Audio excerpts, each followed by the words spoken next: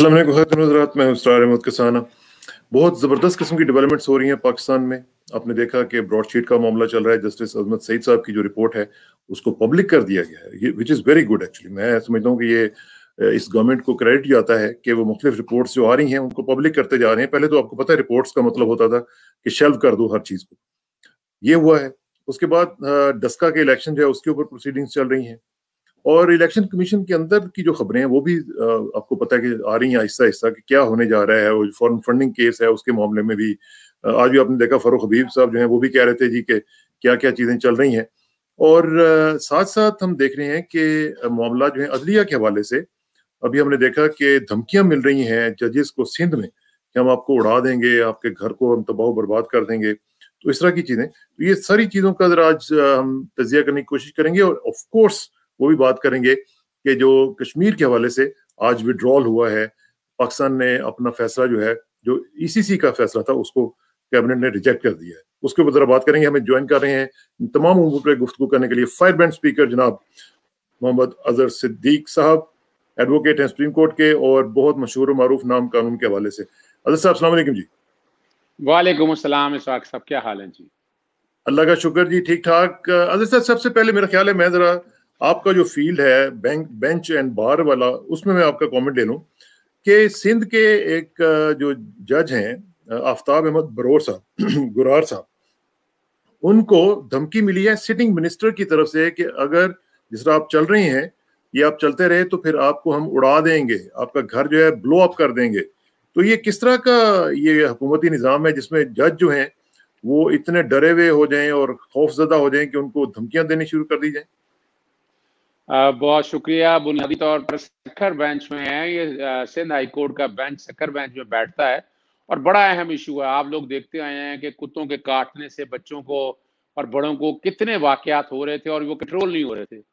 हमारे यहाँ 18वीं तरमीम ने सत्यानाश कर दिया है कि वफाक का, सूबों का और प्रोविंशियल गवर्नमेंट्स के हवाले से वो डिवीजन ऑफ पावर है उसमें ये बहाना बनाते हैं कि ये मेरा इख्तियार नहीं था, वफाक का इख्तियार था, वफाक नहीं सूबों का इख्तियार था। तो उसका हल ये निकाला था कि ये कंट्रोल नहीं कर पा रहे थे। उन्होंने कह दिया था अगर कोई बच्चा या कोई कुत्ते से जख्मी हुआ काटने से तो मुतलका एमएन या एमपीए की जो है ना जो मेंबरशिप है वो सस्पेंड हो जाएगी। फरियाल तालपुर का और अपना असद, मुझे पूरा मेरे ज़हन से जरा निकल गया उनका, वो दोनों लाड़काना के थे, तो लास्ट डेट पे उन दोनों की मेंबरशिप सस्पेंड कर दी थी। इस पर बड़ी मुसीबत पड़ी पीपल्स पार्टी को और उनको कि ये क्या हो गया, ये किस तरह कर दिया। उन्होंने जिसके बारे में बड़े रिमार्क्स देना शुरू कर दिए। फिर इस बारे में बाकायदा धमकी रॉकेट लॉन्चर के हवाले से उड़ाने से हवाले से बातें हुई हैं और उन्होंने बड़ा वाज़ेह तौर पर कहा है कि मैं वहीं से गुजरता हूँ, को आ जाए, तनख्वाह नहीं हम लेते आप लोगों से। और आप यही जब आईने पाकिस्तान 1973 बना था, उन्होंने जजेस वगैरह या इन सारे के मामला फेडरल कंसोलिडेटेड फंड में रखे थे, किसी सूबाई हुकूमत का इसमें कंट्रोल ही ना रहे। तो यहाँ हम लोगों ने मुतालबा किया बाकायदा इंक्वायरी का, इन्वेस्टिगेशन का, पर्चे का, लेकिन अभी तक कोई नहीं हो सका। मेंबरशिप फिलहाल उनकी बहाल हो चुकी है, लेकिन उसका एडवांटेज देखें, आर्टिकल 199 हम पढ़ते नहीं है। आर्टिकल 199 एनफोर्समेंट फंडामेंटल राइट की बात है, राइट टू लाइफ है। मेरी जिंदगी है भाई, ये कुत्ता अगर काटता है तो कुत्ता, मैंने तो नहीं है, ये हुकूमत का काम है।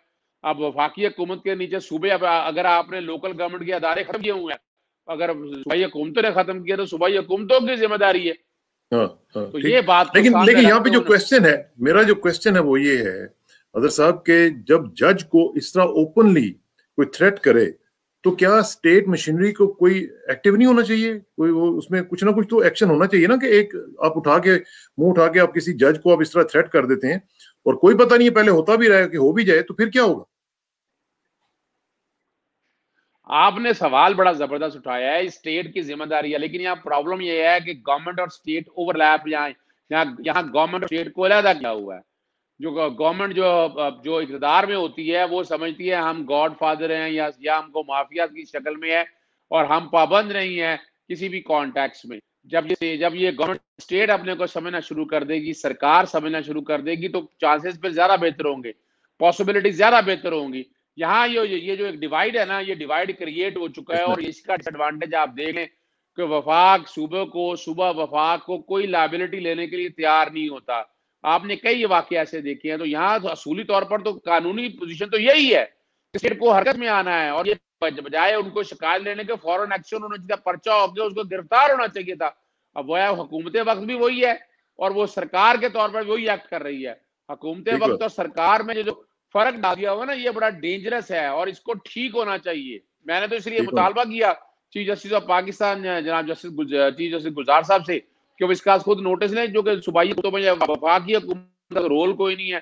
18ویں ترمیم کے بعد لا اینڈ آرڈر کی ساری جو ہے وہ صوبائی حکومتوں کے پاس ہے، اور صوبائی حکومت وہ پہلے آلریڈی خلاف ہے ان کے.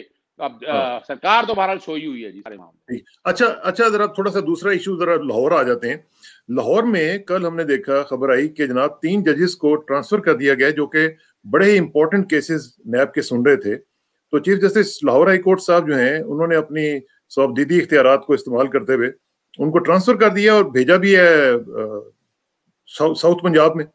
تو اب یہ جو معاملات ہیں اگرچہ ان کا رائٹ ہے، لیکن یہ نہیں دیکھنا چاہیے تھا کہ وہ ایک کیس جو امپورٹنٹ کیسز کو دیکھ رہے ہیں، اب کوئی نیا آئے گا اس کو پھر ٹائم لگے گا، اس کے تفصیلات میں جانا پڑے گا. یہ کیا ہو کیا رہے؟ دیکھیں عموماً طور پر یہ بنیادی طور پر جو نیب ہے یہ وفاقی ادارہ ہے، تو وفاقی اداروں کے ریپیٹریٹیشن کے حوالے سے یہ ججز لائے جاتے ہیں اور ہوتے انہی کوٹوں کے حوالے سے ہے. ٹھیک ہے نا جی. اور کمال ہے کہ یہ ابھی ان کے 3 سال پورے نہیں ہوئے تھے اور یک جنبش قلم سے باقاعدہ انہیں ٹرانسفر کر دینا، یعنی اصولی طور پر دیکھیں باتیں تو بہت سی ہوتی ہیں. ابھی ریسنٹلی موجودہ چیف جسٹس صاحب کے اپنا داماد کے حوالے سے باتیں ہو رہی تھی، ان کا تعلق شاید کسی سیاسی جماعت سے ہے، پتہ نہیں ہے، مجھے نہیں پتا اس بارے میں، لیکن یہ باتیں بہت سی اٹھائی جا رہی ہیں اور ہوا میں یہ باتیں اب ساری آ رہی ہیں. پھر ان کا ٹرانسفر کر کے آپ نے ابھی ان کا جو دن ہے ان کے وہ دن پورے ہونے چاہیے تھے، 3 سال کا ٹینیور تھا وہ آنا چاہیے تھا، اور اب جگہ بھی خالی، یعنی غالباً ان کی جگہ تعینات بھی کوئی نہیں کیا، تو وہ ٹرائل ڈیلے بھی ہو سکتے ہیں سارے معاملے میں. اور ہم نے اس سے پہلے اس طرح کی ٹرانسفر اور پوسٹنگ کے نقصان ہم نے دیکھے ہیں کہ ارشد ملک کو جب اس وقت کی گورنمنٹ تھی اپنا پی ایم ایل این کی، اور اٹارنی جنرل تھے صاحب وغیرہ، انہوں نے باقاعدہ اس جج کو وہاں خود لگایا تھا، ان کی ویڈیوز موجود تھی، وہ ریکارڈ پہ چیزیں موجود تھی، اور وہ باقاعدہ انہوں نے اس کو بلیک میل کرنے کی کوشش کی. آپ نے دیکھا کہ ارشد ملک کو خریدنے کی کوشش کی، ان کی ویڈیوز بنائی اور ایئر کرنے کی کوشش کی، اور انہوں نے قانون کے مطابق فیصلہ دیا. جب ایک کیس میں 10 سال کی سزا ہے تو دوسرے میں 7 سال کی سزا کیوں ہے؟ سزا حالانکہ کم دی ہے، لیکن یہ والا جو اختیار نا سواب یہ ٹرانسفر کے حوالے سے، یہ میری ذاتی رائے کے مطابق یا ہمارے لائرز میں یہ سوچا جا رہا ہے کہ یہ ابھی نہیں ہونی چاہیے. ٹینیور پوسٹ جو تھی نا، ٹینیور پورا ہونا چاہیے تھا، کہ ایسا ایشو تو تھا نہیں کہ وہ ٹرانسفر کرنے کی کوئی ایسی وجوہات سامنے نہیں آ سکی. ہاں، لیکن جج صاحب جو ہیں chief justice Lahore high court صاحب، کیا ان کو یہ زیب دیتا تھا کہ کوئی اس طرح کا کام کریں جن کے اوپر ان کی انٹیگریٹی اور ان کی ڈگنیٹی کے اوپر کوسچن اٹھ سکیں؟ اب سوال تو بہت سے اٹھ رہے ہیں. میں عرض کروں لوور جوڈیشری کے حوالے سے کچھ اپوائنٹمنٹ کے حوالے سے بھی باتیں آ رہی ہیں، مجھے اس کے بارے میں ڈیٹیل نہیں تھا، لیکن اب یہ سوشل میڈیا اب چیزیں ساری ہو رہی ہیں. سوال تو بہت سے اٹھ رہے ہیں. چاہیے تو یہی تھا کہ یہ باتیں نہیں ہونی چاہیے تھی، اس طرح کی چیزوں سے اوائڈ کرنا چاہیے تھا. آپ صرف امیجن کر لیں کہ ڈسکا کا الیکشن کے خلاف جسٹس دیال کے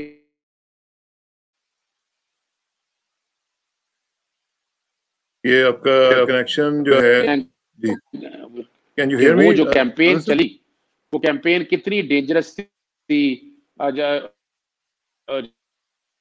آپ کو آواز آ رہی ہے؟ میرا خیال ہے کہ کنیکشن لوز ہوا ہے، اور میں چاہوں گا کہ اظہر صاحب ذرا کوشش کریں کہ دوبارہ اس کو ریفریش کر کے دوبارہ آ جائیں، کیونکہ یہ معاملات جو ہیں مجھے سمجھ نہیں آتی کہ ہماری عدلیہ جو ہے، ایک طرف ہم کہتے ہیں کہ ہماری عدلیہ جو ہے وہ کام نہیں کر رہی ہے، آزاد نہیں ہے، تو جب ان کو آزادی دی جاتی ہے تو پھر ان کے اوپر کوسچن اس طرح کے اٹھنے شروع ہو جاتے ہیں کہ جس طرح کے کام کرتے ہیں، جس سے لوگ جو ہیں وہ پھر ظاہر ہے کوسچن تو اٹھائیں گے. آپ نے ایک جج کی ٹرانسفر کر دی، بلکہ 3 ججز کی ٹرانسفر کر دی جن کی ابھی ٹائم تھا، اور وہ بڑے امپورٹنٹ کیسز سن رہے ہیں، اور اس وقت قوم جو ہے وہ ایک شدید ایک متذبذب حالت میں ہے کہ جہاں کہ وہ چاہتی ہے کہ لوگوں کے جو کیسز ہیں ان کے فیصلے آئیں، جو کرپٹ ہیں ان کی پروسیکیوشنز ہوں، جو کرپٹ ہیں ان کو سزائیں ملیں. تو اس صورتحال میں اگر اس طرح کے جو کوسچنز ہیں وہ ایڈریس نہیں ہوں گے تو پھر مسائل زیادہ بڑھیں گے. اظہر صاحب از بیک. جی اظہر صاحب، سوری وہ میرا خیال ہے کنیکشن کٹ گیا تھا. بیچ میں دیکھیے بنیادی طور پر اس طرح کی باتیں تو ہونی نہیں چاہیے. آپ نے پچھلے دنوں جب ڈسکا کے حوالے سے، حالانکہ آر او نے یہ بات کہی تھی، آر او کی کیمپین کے کانٹیکس میں جب کہا گیا کہ ابتدا جو ہے پی ایم نے بڑی گھٹیا ایک کیمپین چلی گئی تھی جسٹس عمر تابع دیال صاحب کے خلاف. آج انہوں نے اس کا اظہار بھی کیا, ہیئرنگ میں بھی ہم ڈسکس کریں گے بات کو سامنے رکھتے ہوئے. تو یہاں اصولی طور پر تو ایسا امپریشن آنا نہیں چاہیے تھا. ایسا امپریشن جو آنا ہے یہ یعنی مثال کے طور پر ٹی وی چینل کے اوپر یہ باتیں بھی آ گئیں, یہ بھی ہم سن رہے تھے کہ حمزہ کی ضمانت اگر ہوئی ہے تو اس پہ بڑا برہمی کا اظہار کیا ہے میاں نواز شریف نے, اور جو سینیٹر ہیں ان کے اپنے قریبی اس کے ذریعے پیغام بھجوایا ہے جن کو بھجوانا تھا کہ آپ نے یہ کیا کر دیا ہے اور ان کی ضمانت کیوں ہو گئی ہے. تو یہ ایک وہ پرانا طریقہ کار جو ہے نا, وہ بہت عرصے سے وہ جو گاڈ فادر یا سیزل مافیا کے کانسیپٹ میں اس طرح کی باتیں ہم سنتے آ رہے ہیں. تو یہ اصولی طور پر اوائڈ ہونا چاہیے تھا. تو پھر تو اسی سے جڑا ہوا کویسچن پھر شہباز شریف صاحب کی ضمانت کے بھی چانسز کے بارے میں بھی ہے. تو پھر تو شہباز شریف صاحب کی جو ضمانت ممکنہ طور پر کہہ رہے ہیں کہ ہو سکتی ہے, تو اس پہ بھی پھر میاں صاحب کا کیا ری ایکشن آئے گا؟ دیکھیں وہ آپ نے بڑا زبردست سوال اٹھایا ہے. یعنی حمزہ کی ضمانت پہ اعتراض ہے تو یار شہباز شریف کی ضمانت پہ بھی اعتراض ہوگا. پہلے تو جو نظر آ رہا تھا کہ ہارڈ شپ کا کیس اور باقی چیزیں سامنے رکھ کے اس سے تو نظر آ رہا تھا کہ ضمانت کا کیس بنتا ہے, ان کا 50% چانسز تھے. لیکن جب سے یہ بات اب یہ سامنے آئی ہے تو اس سے تو لگ رہا ہے کہ شاید ان کی ضمانت کے لیے بھی مسائل پیدا ہو سکتے ہیں. وہ آنے والے دنوں میں وہ ساری چیزیں کلیئر ہو جائیں گی. اور یعنی میم اور شیم جو کہیں نہ کہیں تو علیحدہ ہونے ہیں, وہ تو آج نہیں ہوتے تو کل ہوں گے. شمیم اختر جب تک زندہ تھی ان کی والدہ تب تک وہ جوڑ کے رکھا ہوا تھا, اور نواز شریف ڈومینیٹنگ پوزیشن میں تھے. نواز شریف کا اپنا طریقہ کار تھا, اس نے ہر چیزوں کو سمیٹ کر رکھا تھا. اور نواز شریف صاحب دیکھ رہے ہیں ان کے اپنا جو خاندان ہے نا, ان کے خاندان میں کئی مسائل چلے آ رہے ہیں, کئی پرابلمس چلی آ رہی ہیں. اور ان کے بھائی شفیع وغیرہ ان میں کئی لڑائیاں ہیں شگر ملوں پہ قبضوں کے والے سے, اور نواز شریف کا کوئی ڈومینیٹنگ رول رہا ہے. تو اب ان کے بعد جو ہے نا یہ چیزیں قریب ترین ہیں کہ شاید آنے والے دنوں کے اندر ہم یہ کچھ سنیں کہ یہ میم اور شین کوئی علیحدہ پیج پہ چل رہے ہیں. اور مریم جو ہے ان کا میم جو ہے وہ فلائی کرنے والا ہے یا وہ ادھر ہی رہیں گی؟ آپ نے بڑی زبردست اسرار صاحب بات کی آپ نے. میرا خیال ہے کنیکشن پھر لوز ہو رہا ہے. اظہر صاحب یہ کنیکشن تھوڑا سا ریفریش کریں, اور ریفریش کرنے کے بعد کوشش کریں کہ دوبارہ, کیونکہ یہ جو بات ہے میم اور شین کی, یہ ویسے میں پرسنلی آپ کو بتاؤں میں بڑے عرصے سے سن رہا ہوں. یہ میم اور شین اور نون اور شین یہ سب چیزیں چلتی رہتی ہیں. شہباز شریف صاحب کو جتنا میں جانتا ہوں, میرا نہیں خیال کہ وہ سٹینڈ اپ کر سکتے ہیں اگینسٹ نواز شریف, کیونکہ ان کو میں نے کئی دفعہ دیکھا ہے وہ باتیں ضرور کر لیتے ہیں, لیکن جب موقع آتا ہے کھڑے ہونے کا تو وہاں پہ وہ کھڑے نہیں ہوتے. ویسے بھی ان کی نیچر بھی اس طرح کی ہے کہ وہ کسی کے سامنے بھی کھڑے نہیں ہوتے. تو اس لیے میرا خیال ہے کہ ہمیں دیکھنا پڑے گا کہ اب مریم کا جو مستقبل ہے وہ کیسا ہے, کیونکہ یہ تو بہت بڑی انقلابی لیڈر بن رہی تھی. تو انقلابی لیڈرز جو ہیں وہ اس طرح کی ڈیلیں شیلیں کرتے تو نہیں ہیں. ظاہر ہے اگر کرنی ہوتی تو نیلسن مینڈیلا سے بڑی ڈیل کون کر سکتا تھا, ان کو بھی کر لینی چاہیے تھی. لیکن انہوں نے نہیں کی, اور انہوں نے یہی سوچا کہ میں تاریخ میں زندہ رہنا چاہتا ہوں, اور میں کسی بھی شخص کے ساتھ جو ہے وہ ڈیل کا سوال ہی پیدا نہیں ہوتا. جی اظہر صاحب, آج مجھے لگتا ہے گڑبڑ ہو رہی ہے, لیکن آپ مریم کی بات کر رہے تھے. اچھا دیکھیں, مریم کے حوالے سے اگر دیکھا جائے, مریم کے بنیادی طور پر میں تو اپنے کئی وی لاگس میں اور ٹی وی پروگرام میں کیا بیٹھا ہوں کہ مریم نے لندن جانا ہی جانا ہے. اس کی 2-3 وجوہات ہیں, اور وہ کوشش اس لیے کرتے رہے کہ وہ پورا آپ کو پتا ہے ڈاکٹر عدنان بھی وہاں سے امپورٹ ہو کے ایکسپورٹ ہو کے پاکستان کے اندر وہ پہنچ چکے ہیں, اور وہ اپنی جادوگری دکھانے کے لیے آئے ہیں.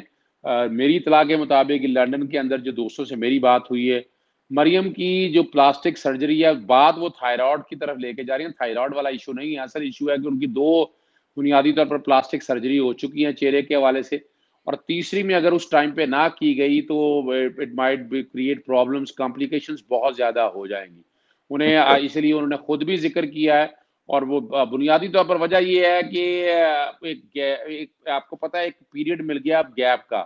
وہ جو شو ڈالا ہوا تھا, جلد سے جلوس کرنا, آگے دوڑنا, پیچھے دوڑنا, بھاگنا, وہ سارا شوق پورا کر لیا. پی ڈی ایم ایک طرح سے ٹوٹ گئی. بائی الیکشن بھی ہو گئے, سینٹ کے الیکشن بھی ہو گئے, چیئرمین سینٹ بھی اور ڈپٹی, اور آپ کو پتا ہے اپوزیشن لیڈر بھی سامنے آ گیا. تو آپ کم از کم 2-2.5 مہینے کی بریک ہے جی، رہا کچھ 2-2.5 مہینے کی بریک ہے.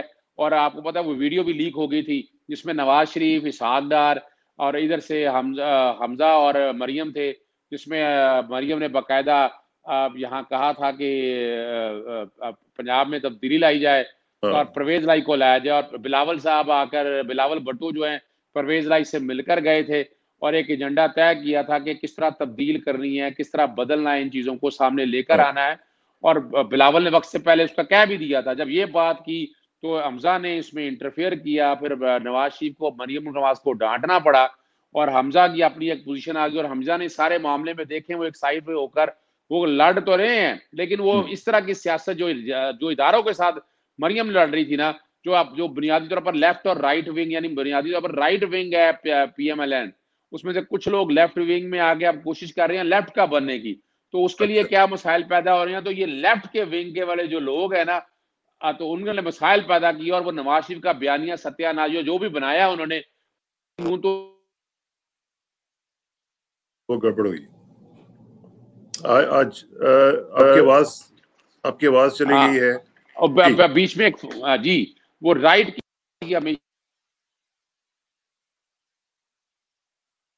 جی اظہر صاحب آپ کی آواز کٹ رہی ہے جی، آپ کی آواز جو ہے وہ نہیں آ رہی، آپ کی آواز میوٹ ہو گئی ہے، آپ کی آواز میوٹ ہے. نہیں اظہر صاحب، نہیں مجھے لگتا ہے کہ کچھ کنیکشن میں پرابلم ہے اور یہ آج کچھ لگتا ہے کہ نظر لگ گئی ہے اور اس میں ہم دیکھتے رہیں گے کہ کیا صورتحال ہے. I'm sorry خاتون حضرات، یہ اب ظاہر ہے ٹیکنالوجی کے کچھ مسائل ہیں اور یہ آپ لوگوں کو بھی سمجھنا چاہیے انڈرسٹینڈ کرتے ہوئے، کیونکہ یہ جو چیزیں ہیں اس پر ہمارا کنٹرول نہیں ہوتا. ہم کوشش کرتے ہیں کہ شروع کرنے سے پہلے کنیکشن کو چیک کریں، جب وہ ٹھیک ہوتا ہے تو پھر ہم کرتے ہیں، لیکن کئی دفعہ درمیان میں بھی جا کے گڑبڑ ہو جاتی ہے. Here he comes back again. جی آج لگتا ہے کچھ سازش ہو رہی ہے، پی ایم ایل این آپ کے خلاف سازش کر رہی ہے. یعنی بنیادی طور پر لگ یہی رہا ہے کہ کہیں نہ کہیں سازش ہو رہی ہے اور باقاعدہ یعنی اب یہ ان کے پاس دیکھیں یہ ٹیکنالوجی ہے، طریقہ کار تو ہے آن لائٹر سائڈ. یہ بنیادی طور پر پی ایم ایل این جو ہے نا یہ رائٹ کی پارٹی کہلاتی تھی، اسٹیبلشمنٹ نہیں پالا اس کو، ہر ایک کو پتا ہے. اور یہ اب آج کل اصل میں لیفٹ کی پارٹی بننے کی کوشش کر رہے ہیں اور کوشش کر رہے ہیں کہ ایک اس طریقے کے حوالے سے چونکہ باہر سے ایجنڈا لبرل بن رہے ہیں، سو کالڈ لبرل. اور بلکہ وہ براڈ شیٹ کی جو رپورٹ آئی ہے اس میں ان سو کالڈ انٹلیکچوئل کا عائشہ صدیقہ کا ذکر بھی کیا ہوا ہے. تو یہ تو ان کی وہ جو فلم ہے نا اب چلنے والی نہیں ہے، اب تیاریاں ہو رہی ہیں، ایسا ان تر جانا ہے، دن رہ گئے تھوڑے، بنیادی طور پر یہ جانے والے ہیں باہر اور کوشش کر رہی ہیں حالات ایسے بن جائیں. لیکن مجھے نہیں لگتا کہ عمران خان یا ان کی کابینہ ان کو اس دفعہ باہر جانے دے. اچھا ابھی آپ نے ذکر کیا براڈ شیٹ کا، اظہر صاحب براڈ شیٹ پہ بھی ذرا بات کر لیتے ہیں. جسٹس عظمت سعید صاحب نے رپورٹ دی تھی اور اس کو پبلک کر دیا گیا ہے. اس میں اب جو چیز سامنے آئی ہے وہ یہ ہے کہ انہوں نے کہا ہے کہ مجھے رات کو گیدڑوں کی آوازیں بڑی آتی تھیں اور بہت زیادہ انہوں نے کوشش کی گیدڑ بھبکیوں کی اور دھمکیوں کی، تو وہ میں ڈرا نہیں اور میں اس میں منہمک رہا اور اپنی رپورٹ میں نے مکمل کر لی. تو اس میں جب انہوں نے وہ کہا ہے کہ وہ جو سری محل وغیرہ کے جو باکسز ہیں ان کو کھولا جائے، تو اب کیا سمجھتے ہیں کہ پھر زرداری صاحب کے لیے مسائل پھر شروع ہونے لگے ہیں دوبارہ؟ اچھا دیکھیں، بنیادی طور پر وہ جو ہے نا مارگلا کے دامن میں رپورٹ لکھتے وقت گیدڑوں کی موجودگی بھی ہوتی تھی. یہ گیدڑوں سے مراد آپ کے پولیٹیکل لیڈرز ہیں. اس کی وجہ بتا دوں کہ جیسے جب شیخ عظمت سعید صاحب باقاعدہ جب بنے تو سب سے زیادہ پرابلم بنی، جو بیان مخالفت میں آئے وہ پی ایم ایل این کی طرف سے آئے اور پاکستان مریم نے صاف طور پہ کہا تھا. بالکل. اس کی وجہ یہ ہے کہ اس رپورٹ آنے کے بعد وہ سارا کچھ سامنے آ گیا. یہ 1996 سے یہ معاملہ شروع ہوا تھا. 1996 میں جب پیپلز پارٹی کی گورنمنٹ بے نظیر کو اتارا گیا تھا تو نواز شریف اور اسٹیبلشمنٹ کے ساتھ مل کر فاروق لغاری نے، اور اس وقت نجم سیٹھی اکاؤنٹیبلٹی کو ہیڈ کر رہے تھے، اور باقاعدہ نجم سیٹھی نے پلاننگ کے ساتھ جو ہے نا وہ اس کرپشن پہ پردہ ڈالنے کی کوشش کی. پھر دو لوگ جو آئے باہر سے، نام صادق علی آ گیا ان کا نام، اور دوسرے کا نام ابھی آپ کو عرض کر دیتا ہوں، طارق فواد ملک جو ہیں. تو وہ دونوں نے آ کر اس وقت باقاعدہ ایسڈ ریکوری ایگریمنٹ کے حوالے سے کام شروع کر دیے تھے ان لوگوں نے. پھر وہ احتساب بیورو بنا سیف الرحمان کے حوالے سے. تو یہ سارے لوگ کام کر رہے تھے. جب یہ چیزیں تقریباً فائنل ہو گئی تھی 11 نومبر 1999 کے اندر تو گورنمنٹ جب چلی گئی ان کی تو پھر آگے پرویز مشرف کی، لیکن اس سے پہلے یہ کام سارا ہو چکا تھا، اور جو پروسیکیوٹر جنرل تھے فاروق اعظم خان، انہوں نے ٹریپ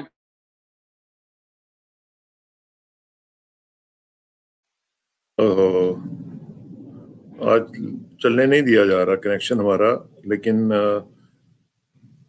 اس میں اب کیا کیا جا سکتا ہے سوائے اس کے کہ صبر کیا جائے اور صبر کے ساتھ ساتھ دعا کی جائے، اور دعا جو ہے وہ ہمارا حق بھی ہے اور ہمارا کام بھی ہے۔ تو خواتین حضرات، I'm sorry again، یہ سلسلہ چل رہا ہے اور آؤٹ آف آر کنٹرول ہے، لیکن ہم کوشش کرتے رہیں گے کہ جب تک معاملہ چل سکتے ہیں آگے، کوشش کریں گے کنیکشن دوبارہ ریوائیو کیا جا سکے۔ اور یہ جو براڈ شیٹ اسکینڈل ہے یہ بڑا ہی امپورٹنٹ یہ چیزیں کھول رہا ہے، اور جسٹس عظمت سعید صاحب کو بھی سلام ہے کہ جنہوں نے اس طرح کی، جس کو انہوں نے خود کہا تھا سیسیلین مافیا، تو اس کی وہ خود باتوں کو انہوں نے خود فیل کیا ہے، اور ان کو وہی دھمکیاں ملی ہیں جس کا انہوں نے ذکر کیا تھا۔ اور ابھی آپ دیکھیں کہ ابھی ہم پہلے بھی بات کر رہے ہیں کہ جو سندھ کے جج ہیں ان کو کھلی دھمکیاں مل رہی ہیں۔ اب یہاں پہ یعنی تصور باہر کے ملکوں میں آپ امیجن نہیں کر سکتے کہ کسی جج کو آپ اس طرح کوئی دھمکی لگا دیں یا آپ اس کو کہیں کہ جناب ہم آپ کو یہ کر دیں گے۔ جی اظہر صاحب۔ اچھا، بنیادی طور پر میں نے عرض کر دیا آپ کے سامنے، تو اس وقت جو ہے یہ معاملہ سارا جب آیا 12 اکتوبر 1999 میں، اسی وقت نواز شریف کو جو سرپرائزنگلی باہر بھیج دیا گیا، تو یہ جو مین فوکس تھا وہ نواز شریف تھے، پہلی تو بات ذہن میں رکھ لیں۔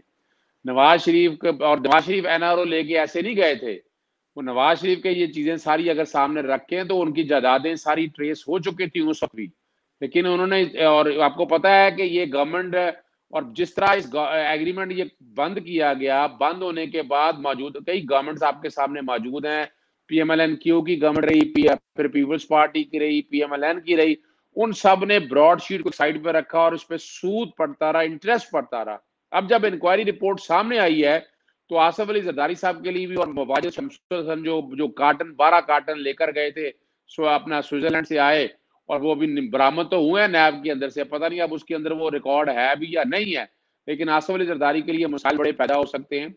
ڈیڈ لائن ہے 1984 کے بعد کسی وقت بھی جو اگر دیکھا جائے تو وہ انکوائری نیب کر سکتی ہے، انویسٹیگیشن کر سکتی ہے، اور ساری چیزیں کسی وقت بھی کھول سکتی ہے۔ لیکن آج فواد چودھری نے یہ کہہ دیا ہے کہ جی زرداری صاحب کے کیسز کھل سکتے ہیں، تو اس کا مطلب یہ ہے کہ جو لوگ کچھ باتیں کر رہے تھے کہ شاید PDM کی وجہ سے عمران حکومت جو ہے وہ زرداری صاحب کے ساتھ کوئی معاملات طے کر لے شاید کسی لیول پہ، اس کا مطلب ہے وہ اس کو انہوں نے رول آؤٹ کر دیا، عمران خان صاحب کوئی اسی معاملے میں کوئی کمپرومائز کرنے نہیں جا رہے۔ دیکھیں یہ اب انکوائری رپورٹ جو جوڈیشل انکوائری کی جو رپورٹ آئی ہے، اس کے بعد تو بڑا مشکل کام ہو گیا ہے، اور آپ کو پتہ ہے پاناما کی جب JIT بنائی تھی سپریم کورٹ نے بھی اس وقت بھی اس لیے بنائی تھی کہ یہ جو چیزیں ساری ہیں آپ کے سامنے، مثال کے طور پر یعنی کیا اگر نیب کے سامنے جاتا تھا تو نیب میں آفیسرز انکوائری میں بڑا ڈیلے کرتے تھے، پھر اب ریفرنس فائل ہوتے تھے، دوسری گورنمنٹ آ جاتی تھی اور ریفرنس فائلوں میں دب جاتے تھے، جھاتے بھاگ جاتی تھی۔ تو JIT اس وقت بھی پاناما میں بنی اور چیزیں ساری آ گئی۔ اب بنیادی طور پر اس میں بھی ایک باقاعدہ جوڈیشل انکوائری آ کے یہ چیزیں اب ساری ریکارڈ پہ آ چکی ہیں۔ پاناما جو سوئٹزرلینڈ اکاؤنٹ کے کیسز ہیں اور وہاں پر وہ ساری پوزیشن ہے، پھر آفتاب شیرپا اور باقی لوگوں کے حوالے سے بھی کئی چیزیں موجود ہیں، اور اب جو موقع ہے نا، یہاں اب آربیٹریشن میں جو فراڈ ہوتا رہا پاکستان کے ساتھ، جو لوٹ مار ہوتی رہی ہے، اس پہ بھی کئی سوالیہ نشان اٹھا دیے ہیں۔ موقع آ گیا ہے کہ اسی طرح کی عمران خان ایک اور جو ہے نا ایک جوڈیشل انکوائری بٹھا دیں، جو آربیٹریشن آج تک پاکستان کی ہوئی ہیں، جو پاکستان نقصان اٹھاتا رہا ہے، اور جہاں کس کس وکیل نے کتنا کتنا کمایا ہے، اور کون کون لوگ جو اندر بیٹھے کارٹل سے، یعنی اس میں تو نام بھی آ چکے ہیں نا کہ کس کس لوگوں نے، منسٹری میں کون سا آدمی تھا، اور وہاں برطانیہ میں بیٹھے باسس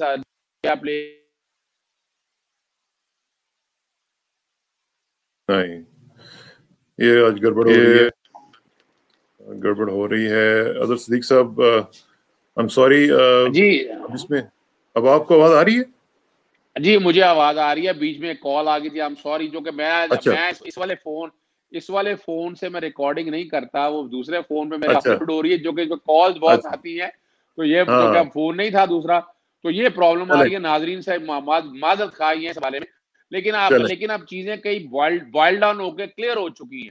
اب 2-3 ایشو ہونے والے ہیں. ایک تو دیکھیں نا 1.5 ملین جو پاؤنڈ ہیں جو براڈ شیٹ جعلی کمپنی کو پیسے دیے گئے, اور جن لوگوں نے پیسے دیے اور جس طرح بیٹھ کر یعنی یہ کانٹریکٹ جو ٹرمینیٹ ہونا تھا جس کو باقاعدہ ایک اوپینین لی گئی تھی, لیکن وہ اس کو سیٹلمنٹ کے چکر میں ڈال کے ستیہ ناش کر دیا. اور اس کے بعد تمام باقی جو گورنمنٹ آئی وہ بھی اس پہ مٹی ڈالتے رہے اور کوشش نہیں کی. اب یہ سوال یہاں یہ پیدا ہوتا ہے کہ اب اس کو یہ ابھی تو پبلک کرنے کا کہہ دیا ہے, میرے پاس آ گئی ہیں 61 صفحے میرے تک آ چکے ہیں, اور وہ ہر ایک کے پاس نہیں پہنچ چکے, لیکن اس کو آفیشیلی پبلک ابھی کرنا ہے.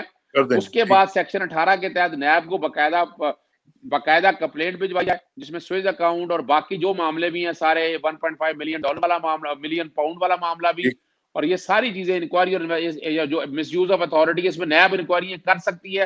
اور میرا خیال ہے کہ موجودہ حکومت پیچھے نہیں ہٹے گی. اس نے ہر کام میں جتنی انکوائری پبلک انہوں نے کی ہیں, جتنی جوڈیشل انکوائریاں اس دور میں آج سے پہلے کبھی ہوئی نہیں, اگر ہوتی بھی ہوئی تھی تو وہ شیل میں رکھ دیتے. آپ نے اچھا آخر میں صرف یہ بتا دیں کہ وہ ڈسکا کے الیکشن کا جو ریزلٹ وہ فیصلہ آنے والا ہے اس کے بارے میں کیا رپورٹس ہیں؟ دیکھیے بنیادی طور پر تو وہ الیکشن کمیشن نے سیکشن 9 الیکشن ایکٹ کا اپنا اختیار استعمال کیا اور وہ دنوں میں طے ہوا. یعنی آج کا اگر پہلے کہتے رہے 18 لڑکے, پھر 23 آئے, 23 کا نوٹس دیا, پھر جب ہیئرنگ رکھی تو وہ باقاعدہ 1000 صفحے کی اپنا سلمان راجہ نے کاپی دے دی, اور الیکشن کمیشن نے کہا کہ سارے حلقے کا ہوگا. بنیاد کوئی نہیں تھی نہ اگر پولنگ آفیسر غائب تھے ان کی پوزیشن ساری بعد میں, وہ بہت جلد بازی میں کام کیا. اور وہاں جو بوائل ڈاؤن ہو کے جو کیسلا سارا موجود ہے, کل امید ہے کہ اپنا اس پہ فیصلہ یعنی جمعے والے دن ہے, تو جمعے والے دن آپ کو پتا ہے فیصلے ان لوگوں کے خلاف ہی آتے ہوتے ہیں. جمعہ والے دن آپ کو پتا ہے نا جی. تو وہ اس میں ایکسپیکٹڈ یہی ہے, ایک قانونی پوزیشن بتا دوں کہ وہ صرف متنازع حلقوں میں الیکشن ہو سکتی ہیں. پورے حلقے کا جو الیکشن کہا ہے, اور دیکھیے آپ کو پتا ہے الیکشن کمیشن نے وہی اختیار سینٹ میں نہیں استعمال کیے. حالانکہ وہ میں نے باقاعدہ کمپلینٹ فائل کی تھی یوسف گیلانی کے حوالے سے, وہ 5 جنوری کو رکھا انہوں نے, 5 جنوری کو اس پہ کچھ وہ کریں گے, لیکن ابھی تک وہ ریکارڈ ہم دیکھ چکے ہیں کہ وہ چیزیں ساری سامنے نہیں آئی ہیں. اور اب جو ہونے جا رہا ہے جسکا کے الیکشن میں وہ یہی لگ رہا ہے کہ, اور جو ایک بندہ جو ہم حالات اور واقعات بینگ اے لیگل ایکسپرٹ دیکھ کے کہہ سکتے ہیں کہ وہ صرف اور صرف متنازع حلقوں میں الیکشن ہوں گے, اور اگر متنازع حلقوں میں الیکشن صرف ہوئے تو اپنا تحریک انصاف جو ہے بڑے آرام سے یہ الیکشن جیت جائے گی. اور ویسے بھی اگر مجھے شہزاد شوکت جو وکیل ہیں ارشد ملک صاحب کے, ان سے میری بات ہوئی تھی تو انہوں نے بتایا کہ جو فارم 45 مریم یہ نوشین افتخار لیے پھر رہی ہیں, اس کے مطابق وہ 1700 ووٹوں سے ارشد ملک صاحب جیتے ہوئے تھے. اچھا ٹھیک چلیں, بہت بہت شکریہ اظہر صاحب. آج تھوڑی سی ذرا ہیکپس رہی ہیں ہمارے کنیکشن میں, لیکن آپ کا بہت بہت شکریہ. انشاءاللہ آپ سے رابطہ رہے گا. آخر میں دعا کہ میری عزت کے لیے کافی ہے کہ میں تیرا ہی بندہ ہوں, میرے فخر کے لیے کافی ہے کہ تو ہی میرا پروردگار ہے. تو بالکل اسی طرح جس طرح میں چاہتا ہوں مجھے بھی اسی طرح بنا دے جس طرح تو چاہتا ہے. سپردم بتومائے کھینچ رہا تو دانی حساب کم و بیش رہا. مجھے اسراق ثنا کو اظہر صدیق صاحب کے ساتھ اجازت دیجیے.